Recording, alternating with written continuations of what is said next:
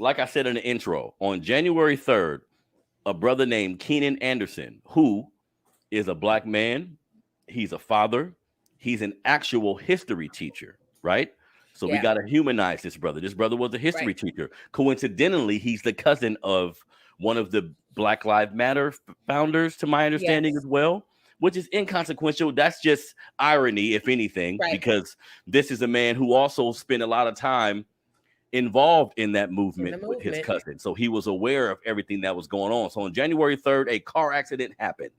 To my understanding, it was a car accident. I don't know if it was his fault or someone else's fault, but the result of the car accident, he was outside of his car. So what I'm going to do real quick for the family, Sonia, we're going to play a quick video because we need to be able to identify what we're looking at.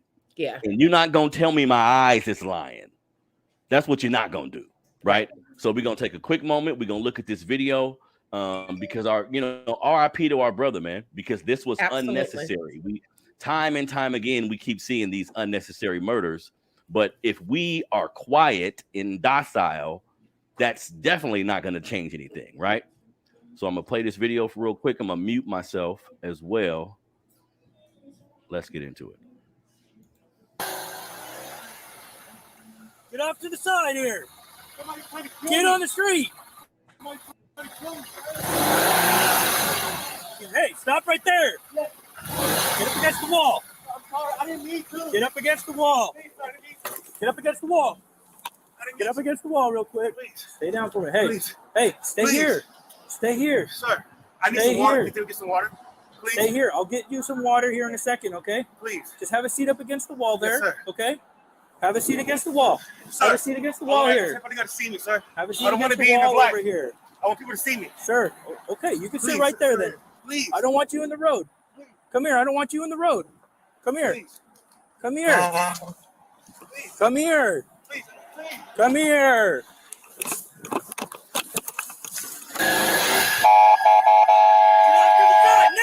Get down over there. Turn over on your stomach right now. Turn over on your stomach right now. Turn over. Please don't do this, sir. Please. Help me, please. You know what? Help me, please. No, please help me. Help me, please. Please, please, please, please, please, please. Okay, so that's enough of the video. I don't like seeing my brother get done like that. But Sonia, when you see that video, because like I said, it's important to note that we all should search for as much context as possible. Me and my family was looking at this video and we seen a shorter version of it that didn't show me exactly what was going on. So when you see this full video, Sonia, what are some of the things that you think? Well, first off, I want to just shout out to my girl, my comrade, who I have done so much work in this movement with. Patrice just has been always, anytime I've needed something, and we in the movement here in Sacramento has needed something, we've been able to call on her for assistance. And I know that there's controversy around, the Black Lives Matter organization and all of that kind of stuff. That's political. Don't let the naysayers and the system distract us on the mission at hand. But when I see, like any other occasion, Black bodies being the threat of us just living, right? That's what it evokes in me. It's like, okay, his hands are up for the most part. What I see as a person who has trained people and watched and oversight and made recommendations to law enforcement in this state, what I saw was that this looked like a young man who was having some kind of crisis. Mm-hmm. Like, he didn't look his responses were not 100% coherent. Mm-hmm. So for the end result to be death, I just question the validity of like law enforcement and the tactics that they are trained to use when dealing with Black bodies. Because we've seen time and time again, when white bodies got machetes, when white bodies got ARKs, when white bodies got knives, they end up alive. Mm-hmm. Mm-hmm. And that's what, that's the anger part in me. That's the rage that just from the sole of my feet to the top of my head. I get so frustrated when I see things like this, because it's like, damn, you don't see no threat to his life or anyone else's life. You don't see a weapon. Why can't we de-escalate? Why couldn't you get on your thingy and call for backup that's non-threatening, right? Yeah. Anytime that we're here in Sacramento and we come up on cases like this, I've been on a cop watch team for like forever. So anytime I see the cops, I get out my car, I get my camera going, and I say, we don't want you to kill nobody today. Like literally, I have to say, please de-escalate. Please use non-lethal force. Please call in mental health aid if we have that available. But don't just go out like, I'm flabbergasted. I feel for Patrice and her family in this moment. I'm sure that Keenan and just his sheer presence and understanding of the legal system. One, he probably was thinking, they know who I am. Like, there's a reality of being in this work and knowing who you are in this work, that you know when the target is on your back. Like, that's my biggest fear as an activist here in Sacramento, is that they know who my kids are. And as they matriculate into becoming adults, I know for sure that one of my boys in particular was being taunted by an officer and pulled over, given so many tickets. Yeah, you told me that. Officer.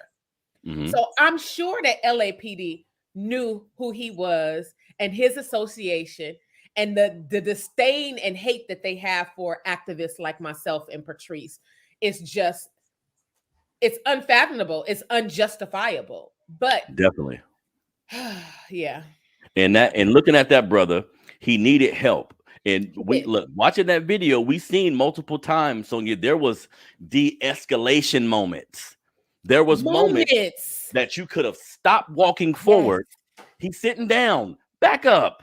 The man is sitting down. That's not an opportunity to jump on him. Maybe that's an opportunity to back up. He's saying, I'm trying to get in a space where everybody can see me. Everybody can see me.